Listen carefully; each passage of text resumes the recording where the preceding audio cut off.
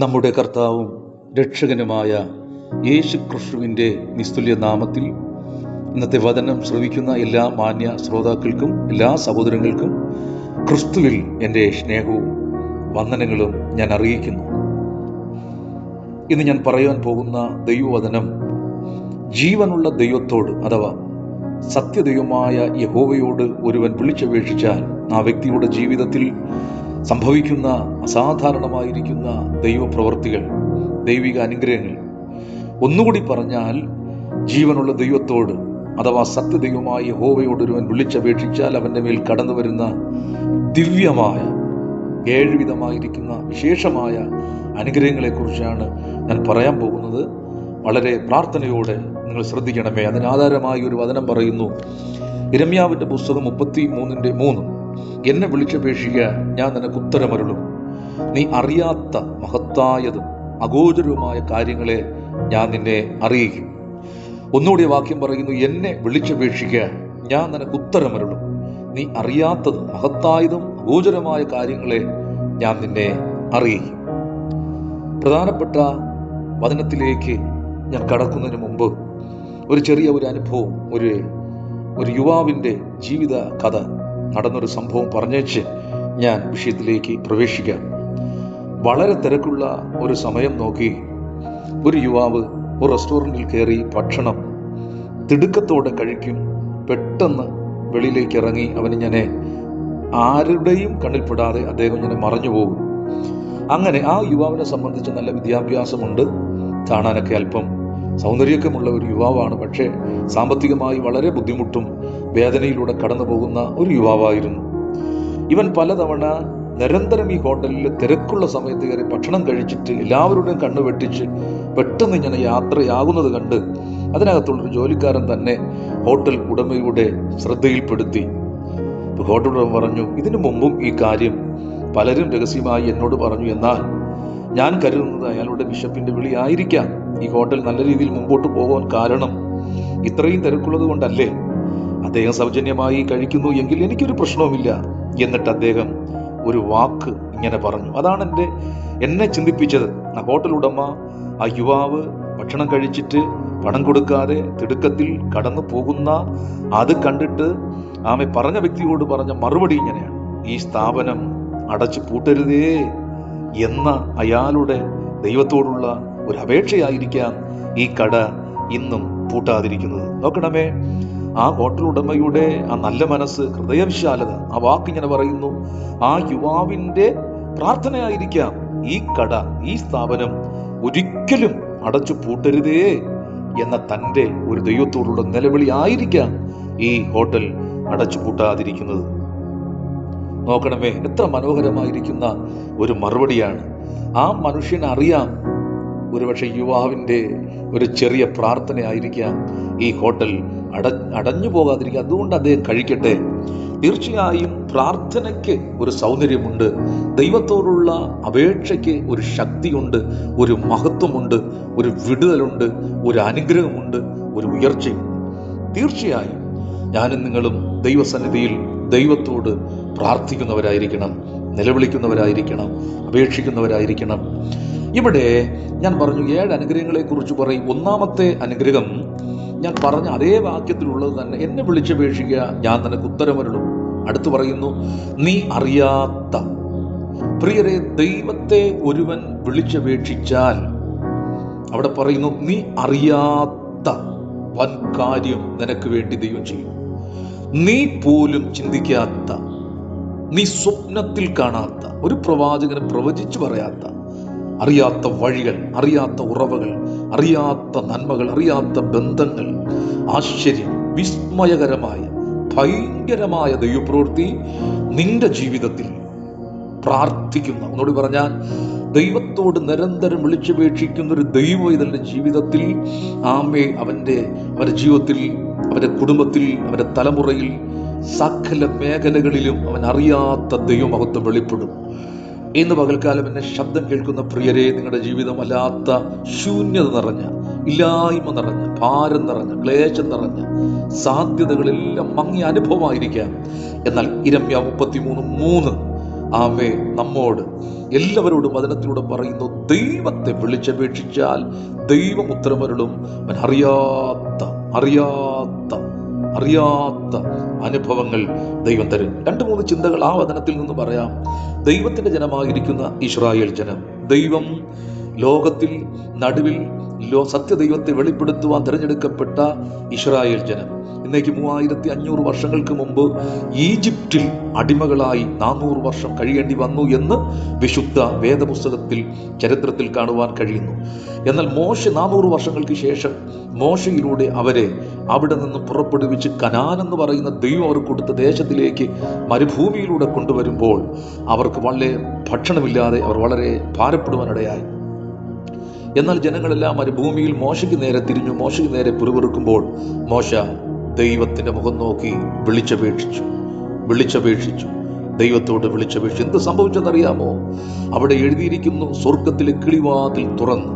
അവിടെ പറഞ്ഞിരിക്കുന്ന പദം ഇങ്ങനെയാണ്: അവർ പിതാക്കന്മാരറിയാത്ത മന്ന കൊണ്ട് 40 സംവത്സരം അവരെ മരുഭൂമിയിൽ പോഷിപ്പിക്കുവാനിടയായി.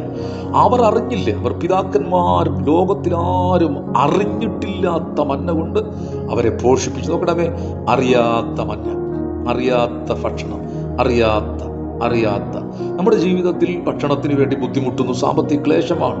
ദൈവത്തോട് വിളിച്ചപേക്ഷിക്കുക. ദൈവം തുറക്കുന്ന വഴി, ദൈവം തുറക്കുന്ന വാതിലുകൾ നമുക്കറിയില്ല.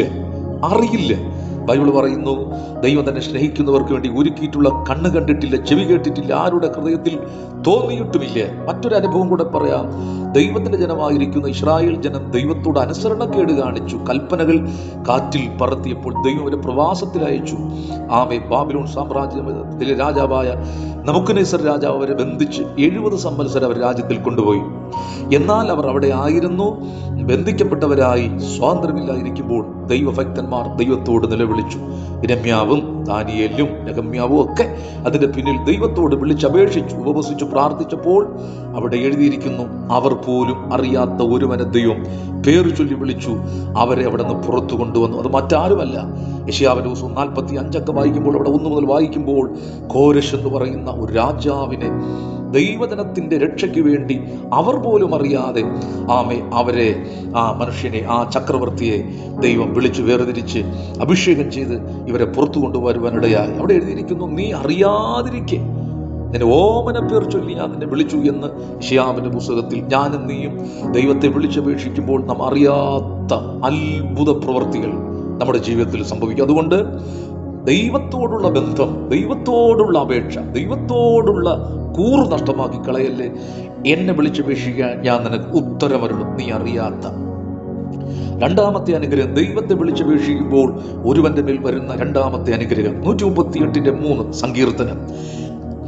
ഞാൻ വിളിച്ചപേക്ഷിച്ച നാളിൽ നീ എനിക്ക് ഉത്തരമരുളി, എൻ്റെ ഉള്ളിൽ ബലം നൽകി എന്നെ ധൈര്യപ്പെടുത്തിയിരിക്കുന്നു. ഒന്നുകൂടെ, ഞാൻ വിളിച്ചപേക്ഷിച്ച നാളിൽ നീ എനിക്ക് ഉത്തരമരുളി, എൻ്റെ ഉള്ളിൽ ബലം നൽകി എന്നെ ധൈര്യപ്പെടുത്തിയിരിക്കുന്നു. നോക്കണമേ, രണ്ടാമത്തെ അനുഗ്രഹം. ദൈവത്തോട് നമ്മൾ നിലവിളിച്ച് പ്രാർത്ഥിക്കുമ്പോൾ ഏതെങ്കിലും ഒരു ദൈവമല്ല, ജീവനുള്ള ദൈവം, സത്യദൈവം, യഹോവയായ ദൈവം, ഒന്നുമില്ലായ്മ സകലത്തെയും വിളിച്ചു വരുത്തിയ വിശുദ്ധ ബൈബിൾ നമുക്ക് വെളിപ്പെടുത്തി തരുന്ന യഹോവയായ ദൈവം, അത്ഭുത മന്ത്രി, വീരനാം ദൈവം, നിത്യപിതാവ്, സമാധാനപ്രഭുവായിരിക്കുന്ന ആ ദൈവത്തോട് നമ്മൾ വിളിച്ചപേക്ഷിച്ച രണ്ടാമത് വരുന്ന അനുഗ്രഹം, അവന്റെ ഉള്ളിൽ ഒരു ബലം നൽകി അവനെ ധൈര്യപ്പെടുത്തും. എന്താണ് ബലം?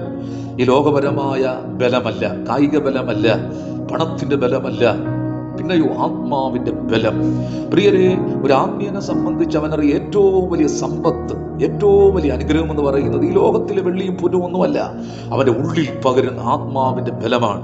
ഈ ആത്മാവിന്റെ ബലം ഉണ്ടെങ്കിൽ മാത്രമേ ദൈവരാജ്യത്തിന്റെ കെട്ടുപണിക്ക് വേണ്ടി എന്തെങ്കിലും ഒരു മനുഷ്യനെ ആത്മരക്ഷയിലേക്ക് നയിച്ച് സർവ്വലോകത്തെക്കാളും വിലയേറിയ ഒരു ആത്മാവിനെ രക്ഷിച്ച് നിത്യതയിൽ എത്തിക്കണമെങ്കിൽ ആ വ്യക്തിക്ക് ആത്മാവിന്റെ രക്ഷയുണ്ടാകണം, ആത്മാവിന്റെ ബലം ഉണ്ടാകണം. അല്ല എങ്കിൽ, പക്ഷപാതം പിടിക്കപ്പെട്ട് കിടക്കുന്ന ഒരു വ്യക്തിയെ പോലത്തെ ഒരു അനുഭവമാകും. ആത്മാവിന്റെ ബലമില്ല എങ്കിൽ ആത്മാവിന്റെ ബലം ഏറ്റവും വലിയ അനുഗ്രഹമാണ്. ദാവീദ് സങ്കീർത്തനത്തിൽ ഇങ്ങനെ വാക്യം പറയുന്നു, ബലം നിന്നിലുള്ള മനുഷ്യൻ ഭാഗ്യവാൻ. പ്രിയ ദൈവമക്കളെ, ഏറ്റവും വലിയ ഭാഗ്യ പദവിയാണ് ആത്മാവിൽ ബലം പ്രാപിക്കുക എന്നുള്ളത്.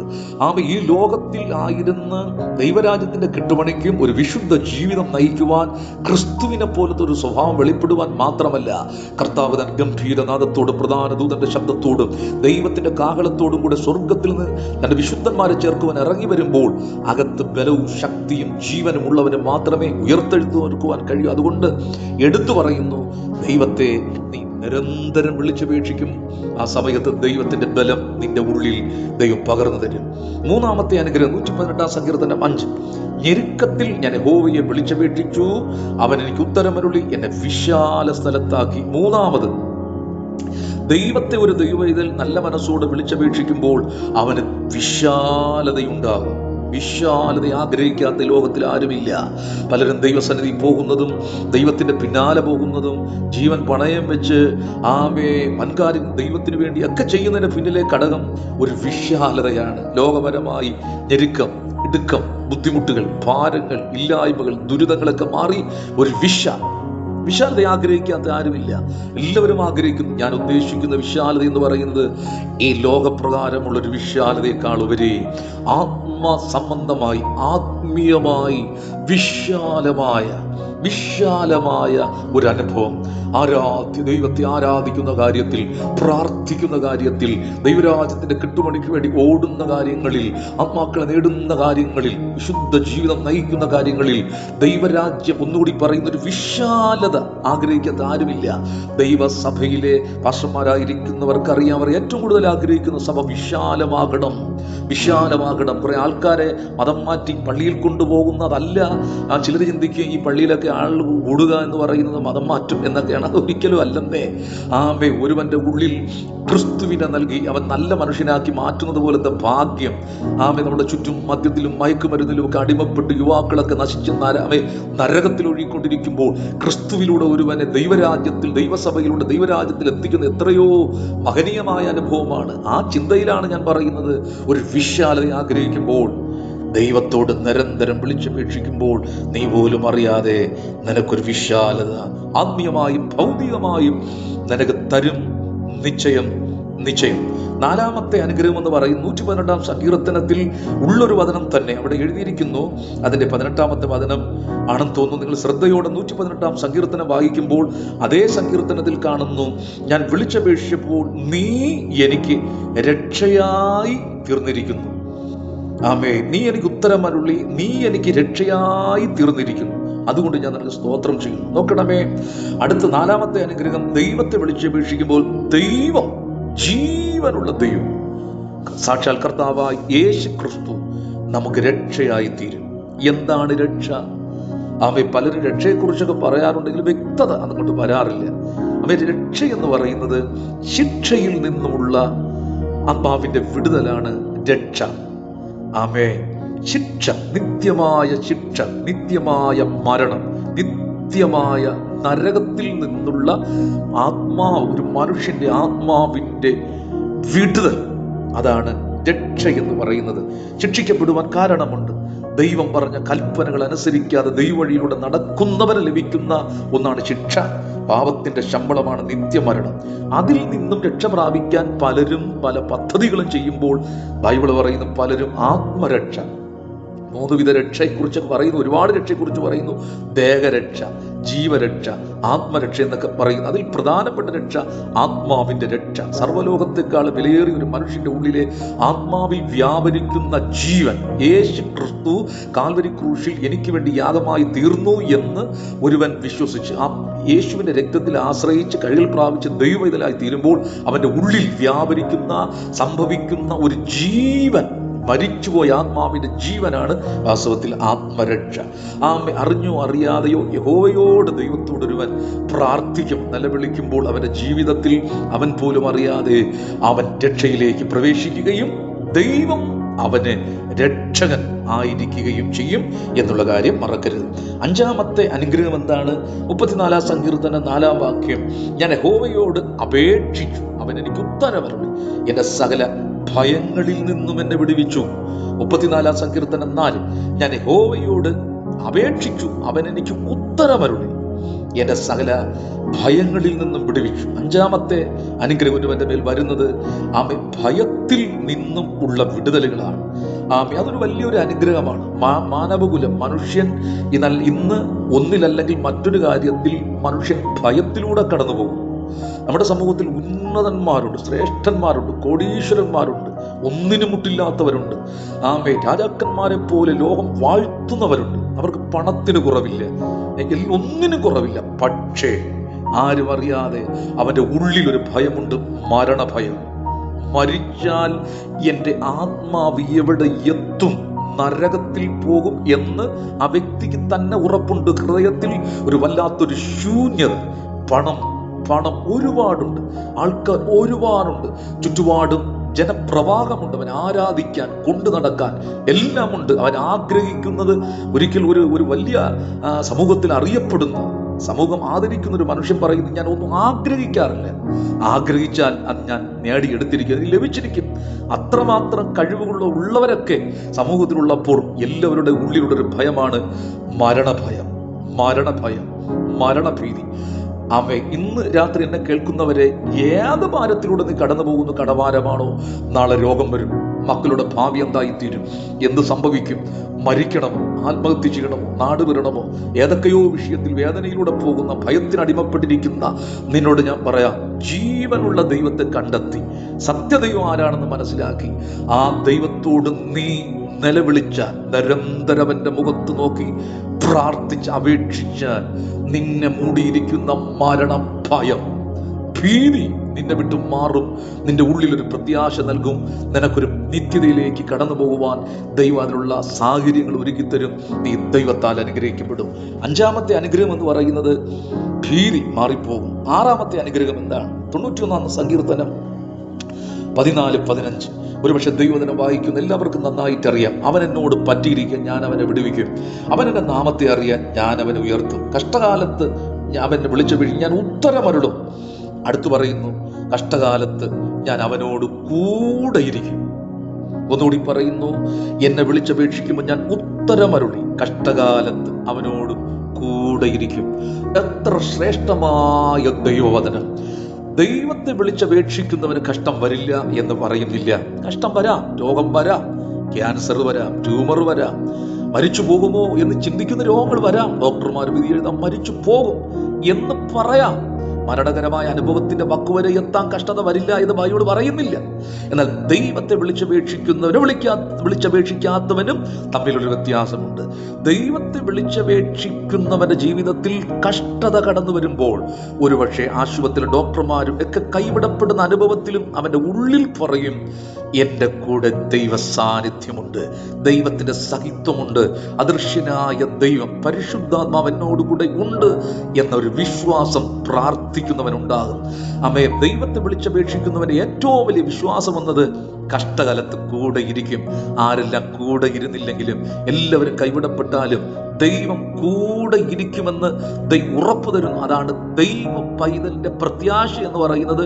അവർ കൂടെ ഇരിക്കും, ഇവർ കൂടെ ഇരിക്കും, ദൈവം കൂടെ ഇരിക്കും. മറന്നു പോകല്ലേ, വിളിച്ചപേക്ഷിക്കുമ്പോൾ ദൈവം കൂടെ ഇരിക്കും.